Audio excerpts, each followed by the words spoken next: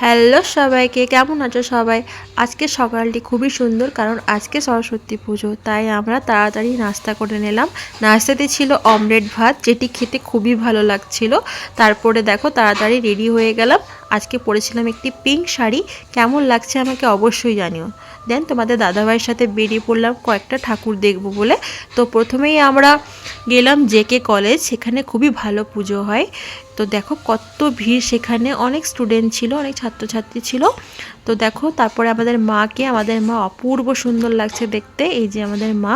তারপর আমরা গরম গরম চাট খেলাম, চাট খেয়ে আরও 2-3টে ঠাকুর দেখবো বলে বেরোলাম।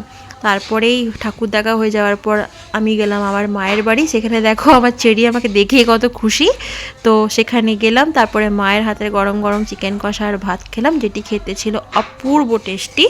দেন আবার শ্বশুরবাড়ি আমি চলে গেলাম। তো এখানেই ব্লগটি শেষ, আবার আসবো নেক্সট ব্লগে। টাটা।